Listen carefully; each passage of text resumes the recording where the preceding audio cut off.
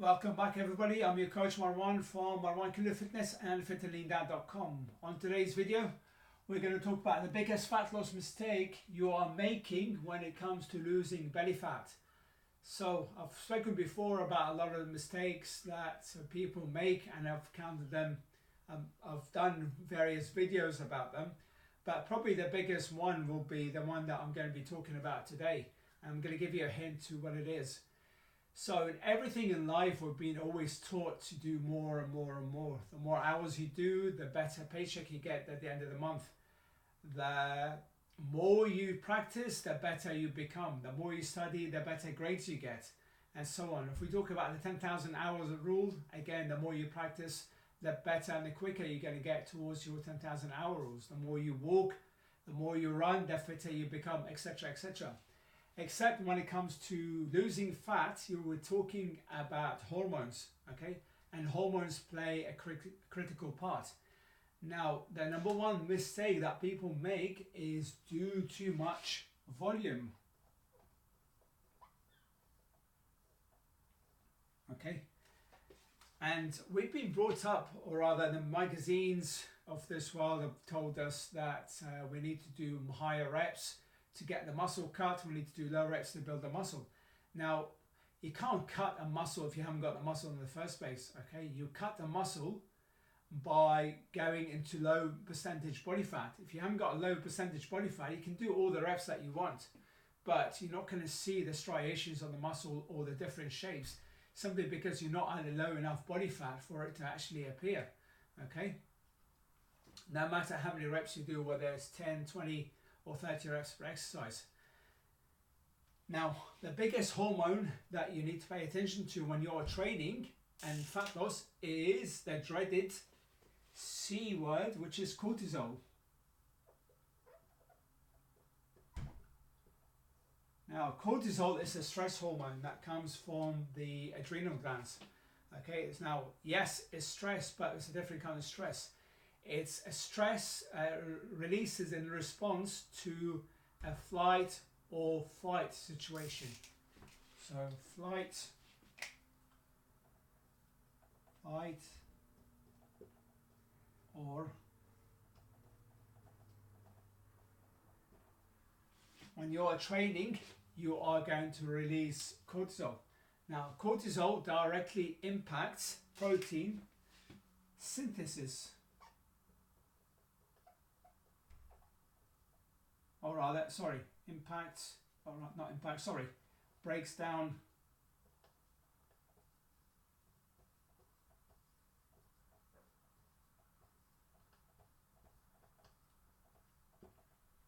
protein and excess, so excess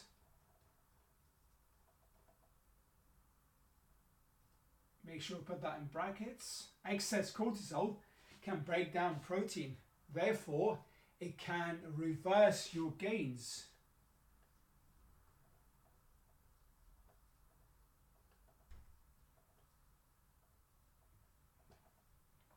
So all the hard work, all the muscle that you built in the first place can be reversed if you are doing too much volume and you've got excess cortisol running around in your system, okay? When you're doing high volume, all you're doing is getting a pump. Okay, so high volume,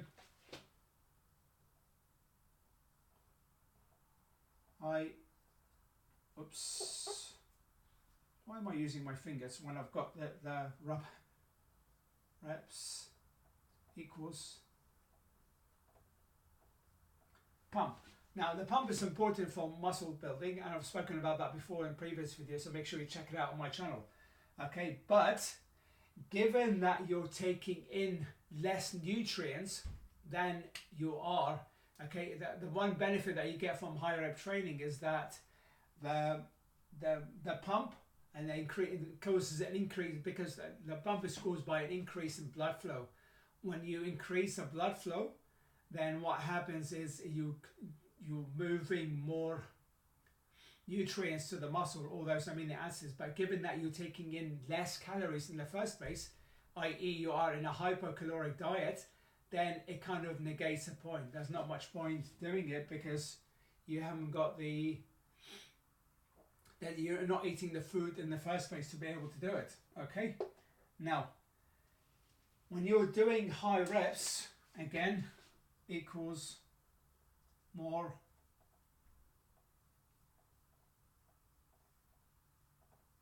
glycogen. Now, glycogen is energy. You probably heard the bros in the gym talking about glycogen. Yeah, glycogen is important when you're building muscle and when you're losing fat. Now, they say that you deplete your glycogen stores, you lose fat. Not quite true. Okay, to be able to lose fat quicker, you've got to be mobilizing more fat than carbs. Okay, you've got carbs that's stored in your muscles, and you've got the fat that's stored in your liver. Okay, you need to be able to mobilize the fats, be more efficient at mobilizing fats rather than mobilizing the carbs to be able to lose fat quicker. But that's for another video altogether. Okay, so when you use up more glycogen directly impacts. So glycogen impacts muscle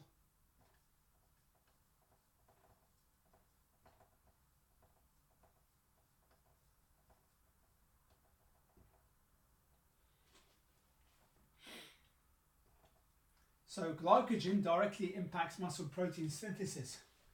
Since you haven't got since you're not taking in enough nutrients in the first place, you're going to be cutting out the carbs at some form at some point.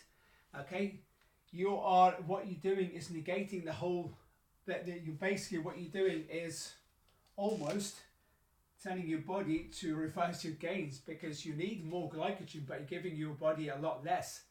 And so you're using up more and more valuable glycogen, and the body is just like screaming, help, I need more carbs, I need more carbs. And you say, no, I'm trying to lose fat, I'm not giving you anything. Okay, so you're kind of giving your body like two different signals. And what happens is you're going to kind of almost reverse your gains, because you're doing a higher up training, you're not training heavy enough. Tell the body, look, I need that muscle in the first place. It's just going to say, okay, thank you very much. I don't need that muscle, I'm just going to go with higher up training and lose that muscle because I don't need it anymore, and it's costing me a lot of energy. The body would much rather have all this fat sitting around rather than looking like Hulk Hogan or kind of the Ultimate Warrior, if you guys watch WWE, or John Cena. Okay, anyway, so forgot what I was going to talk about now. Okay, yeah. Let's talk about muscle protein synthesis, and I'm going to make it short for MPS. Now, MPS lasts between, you guys know what muscle, you guys will remember this, yeah? Muscle protein synthesis. So lasts 24 to 48 hours, okay? Now, given that it lasts between 24 to 48 hours, if only you're doing kind of a high volume on the workout, say you're doing legs on a Monday or chest on a Monday, you're not going to be able to train chest on a Wednesday because you're going to be very, very sore and used up a lot of volume. And you're probably not going to be able to do it on Thursday either, depending how hard you push yourself on the Tuesday. Normally people would do like 2 days on, 1 day off, or 3 days on, 1 day off kind of thing. Yeah, if you're doing like a 5-day split, or a 5-day workout, a 3-day split, or a 2-day split. Okay, so either 2 days off, 2 days on, 1 day off, 2 days on, 3 days on, 1 off kind of thing to make it 7 days, or 3 days on, 1 day off, 2 days on, 1 day off kind of thing. Okay, given that it's lasting for 48 hours, okay, let's say it lasts 48 hours, you're waiting until Friday to, not even Friday, you can't target that muscle again on a Friday because you're using a split routine. Okay, so you're doing legs on a Monday, then you're doing, chest on a Monday, legs on a Tuesday, Wednesday off, Thursday you're doing, say, back, Friday you're doing arms, okay, and then maybe Saturday doing abs. So then you're waiting until Monday to do, again, legs, so you're not triggering muscle protein synthesis, okay. Now the muscle's got to be trained when you're doing less volume and high intensity, like you're doing, you're pushing yourself, you're able to train that muscle again if you're using a full body routine on a Tuesday or even on a Wednesday. okay, using different exercises. Okay, so excess cortisol will result in breaking down of the protein, and it can it's released because of a fight or flight response to a stress on the body. Okay, it needs to mobilize energy.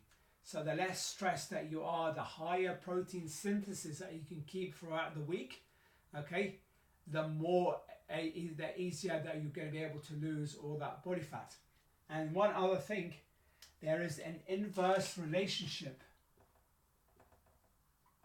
Whoops.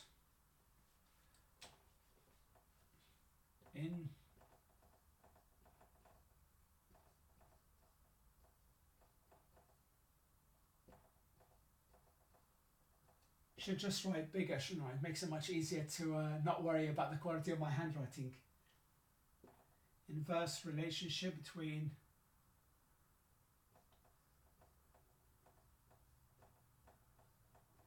intensity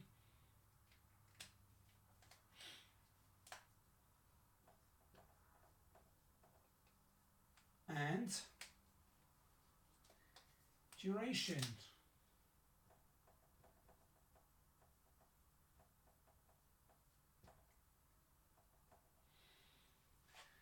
Okay, so there is an inverse relationship between intensity, volume, and duration.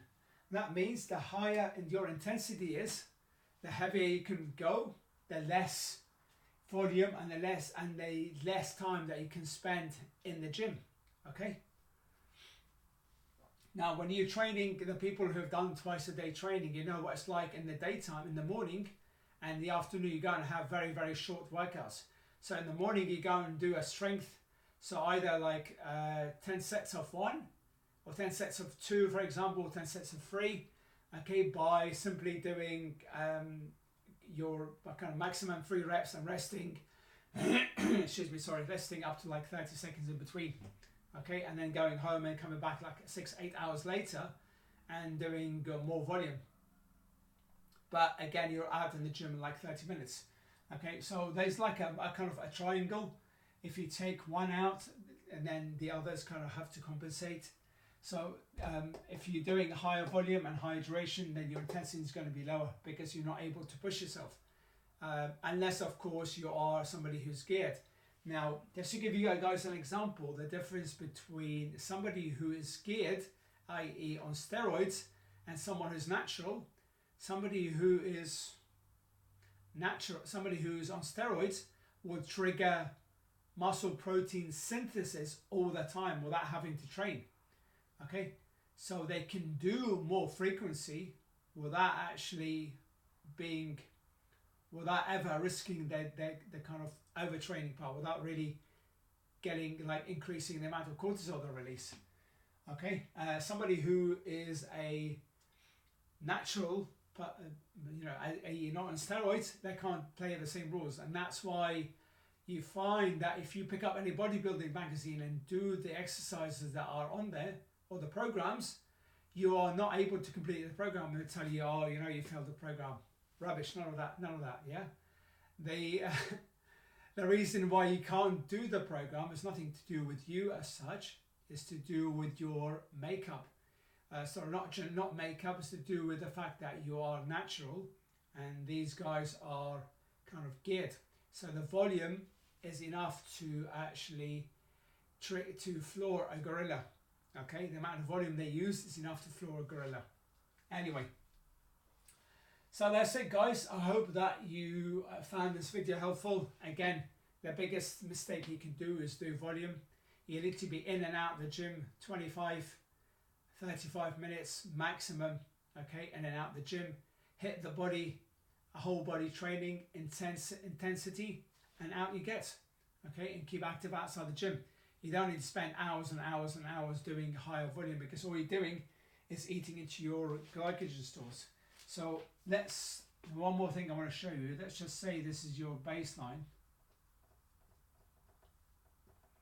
energy system, okay? If you are giving it, when you are training for fat loss, it's going down and then up, down, up, down, up. okay, without ever having the chance to go to baseline. Now, if you ever, what's the right word? If you are doing higher volume, then what you're going to be doing is digging a bigger hole for yourself, okay? Because like I said, on the one hand, doing the high volume requires you're eating into your glycogen stores, and you're telling your body that you are not able to give it. The body wants more glycogen, i.e. more carbs, but then you're saying to it, no, I'm not giving you any more carbs because I'm trying to lose fat. Okay, so it kind of goes hand in hand, and then the body's like, okay, fine, what I'll do then, if you're not giving me more carbs, I'm just going to reverse your gains because I've got too much cortisol. Okay, right, so that's all for now, guys. I hope you find this video helpful. If you found it helpful, then make sure you like the video, leave me a comment, and subscribe to the channel so that you get notifications as soon as the new video's up. I'm putting out new videos every week. Alright guys, have a great week. Bye for now.